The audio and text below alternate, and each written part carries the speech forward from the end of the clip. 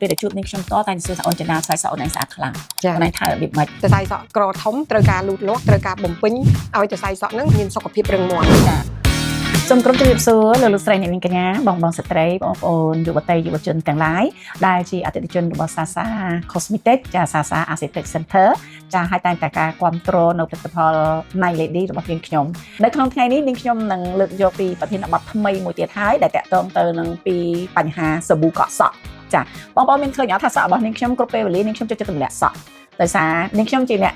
ថែទាំសក់នាងខ្ញុំជាអ្នកស្រឡាញ់សរសៃសក់ចាអញ្ចឹងហើយបានជាសក់របស់នាងខ្ញុំនៅតែស្រស់ស្អាតហើយនៅតែច្រើនមើលទៅដូចថាគេហៅថាមានវីតាមីនទៅលើសរសៃសក់ចានៅក្នុងនោះក៏ជាចំណុចដ៏សំខាន់ដែលយើងត្រូវតែគិតថាមិនមែនត្រឹមតែស្បែកមុខស្អាតទេសក់ក៏ជាសម្ផស្សនៃផ្ទៃមុខរបស់យើងដែរនាងខ្ញុំឃើញថាបងស្ត្រីបរោះយុវតីរបស់យើងជាច្រើនអត់ទាន់ដល់វ័យត្រូវជ្រុះសក់ឲ្យប៉ុន្តែក៏ត្រូវតែជ្រុះតែដោយសារអីអាចកើតឡើងកត្តានៃការប្រើប្រាស់សាប៊ូមិនត្រូវអាចកើតឡើងពី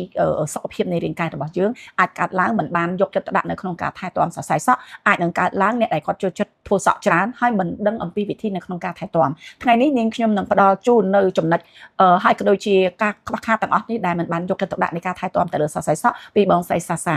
Cosmetic ចាជំរាបសួរចាជំរាបសួរ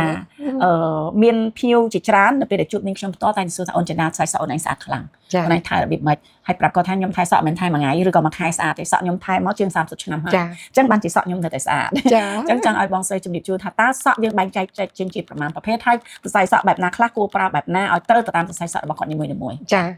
ចំពោះសរសៃសក់យើងបែងចែកជា3ប្រភេទចាប្រភេទទី1គឺសរសៃសក់ទូចល្អិតដែលមិនពិបាកក្នុងការលូតលាស់ចាសរសៃសក់ទី2គឺប្រភេទសរសៃសក់ធំហើយជ្រុះ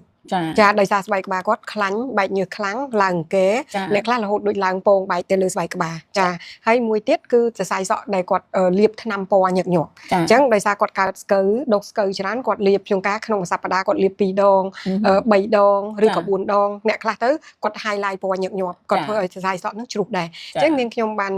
នាំនៅផលិតផលយកចូលមកគឺតម្រូវទៅលើសរសៃសក់ទាំង3ប្រភេទនាងខ្ញុំសូមបង្ហាញជូនថាប្រភេទទី1គឺជា Night Lady brand ចាប្រើចំពោះសរសៃសក់ដែលគាត់គេហៅសរសៃសក់ឆ្មាល់ចាគឺលាបគឺកក់ជាប្រចាំបើកាលណាយើងដាក់ចិត្តថាយើងព្យាបាលសក់សរសៃសក់ក្រធំត្រូវការលូតលាស់ត្រូវការបំពេញឲ្យសរសៃសក់ហ្នឹងប្រើជាសេរ៉ូមដើម្បីឲ្យសរសៃសក់មានសុខភាពរឹងមាំអញ្ចឹងប្រៀបដូចយើងធ្វើសន្ទូងត្រូវការទឹកត្រូវការជីដែរដើម្បីឲ្យការលូតលាស់ហ្នឹងបានផលល្អដូចគ្នាចំពោះការប្រើលើសរសៃសក់ក៏ដូចគ្នាអញ្ចឹងគឺយើងទាមទារការប្រើនៅផលិតផល Night Lady ដែលនាងខ្ញុំមានបង្ហាញរូបភាពស្រាប់គឺ Night Lady ជាមួយកក់ជាប្រចាំមួយថ្ងៃម្ដងជាមួយនឹងប្រើអប់ Night Lady និងប្រើសេរ៉ូមបណ្ដុះសក់ Night Lady តែនៅក្នុងហ្នឹងគឺយើងបែងចែកជា3សន្តានខុសៗគ្នាតែសរសៃសក់លាបពណ៌គឺយើងប្រើជាសាប៊ូកក់ Night Lady ចាជាមួយនឹងការប្រើជាមួយនឹងផលិតផលអប់ Night Lady brand ដែរតែតម្រូវទៅលើសរសៃសក់ធំសរសៃសក់លាបពណ៌ជាមួយនឹងការប្រើសេរ៉ូមហើយប្រើអាហារបំពន់បន្ថែមទៀតព្រោះដោយសារតែការដែលគាត់ប្រើថ្នាំពណ៌ញឹកញាប់ធ្វើឲ្យសក់គាត់ស្រួយបែកចុងសំពងមើលទៅអត់ទងន់សក់ហើយសក់ឆេះចាហើយចំពោះសក់ដូចអ្នកនាងចិន្តាដែលនាងខ្ញុំបានជូនយកទៅប្រើគឺយើងប្រើជា hair fall បានន័យថាប្រើគ្រប់សភាពស្បែកក្បាលយើងហើយថែទាំជាទូទៅអញ្ចឹងសរសៃសក់ហ្នឹងមិនជ្រុះធ្ងន់ធ្ងរតែគឺប្រើជាប្រចាំថ្ងៃដើម្បីឲ្យសរសៃសក់រឹងមាំផ្ដល់សុខភាពដល់សក់ហើយសក់យើងអាសាធ្វើសក់លាបពណ៌ spray ឬក៏បាញ់ពណ៌ spray នៅលើស្បែកក្បាលពេលដែលយើង spray បាញ់សក់អីហ្នឹងយើងមានកម្មវិធីញឹកគឺយើងប្រើ hair fall ល្អមែនតើមាន hair fall មាន conditioner មានជាសេរ៉ូមលាបសម្រាប់ថែតែចំណុចនៃការដែលមានការធ្វើប្រហែសសម្រាប់បងប្អូនអតិថិជនយើងនាងខ្ញុំឃើញចំណុចមួយគាត់ធ្វើសក់បាញ់ spray គឺនិយាយរួមដូចលើកពីនាងខ្ញុំជាមួយអ្នកនាងយកកណ្ដាលពីរអ្នកគឺដូចគ្នាចូលចិត្តបាញ់ spray ធ្វើសក់ហើយយើងមានកម្មវិធីញឹកអញ្ចឹងជាងធ្វើសក់តែងតែបាញ់ spray ឲ្យឯងដើម្បីឲ្យសក់នឹងមាំឲ្យ style នឹងវារឹងល្អតែនៅពេលដែលលាងសម្អាតវិញនាងខ្ញុំសូមណែនាំថាកុំយកសាប៊ូកក់មុនគឺខុសចាយើងត្រូវយក conditioner មកលាង spray ចេញសិនលាង spray ដាក់ជាមួយទឹកញីឲ្យសព្វលាងលើ spray ហើយយើងលាងចេញម្សាបន្ទាប់មកបានយើងប្រើសាប៊ូ hair fall យកមកលាងកក់លាងសរសៃសក់ហើយយើងប្រើ conditioner ពីលើបន្តិចទៅគឺជាការស្រេចចានេះគឺជាវិធីងាយៗឲ្យសរសៃសក់ល្អចាដូចដែលបងប្អូនបានទទួលជ្រាបអញ្ចឹងតាមកាពិតប្រធានបទដែលយើងលើកយកនិយាយអំពីការប្រើប្រាស់នៃសាប៊ូកក់សក់ហើយថែសក់ឲ្យបានត្រឹមត្រូវមិនមែនតាន់បញ្ចប់នៅក្នុងពេលនេះមានរឿងរ៉ាវជាច្រើនណាព្រោះថាបងប្អូនសក់គឺសំខាន់ណាស់យើងសម័យឃើញថាបុកយើងស្អាតមើលទៅផូរផង់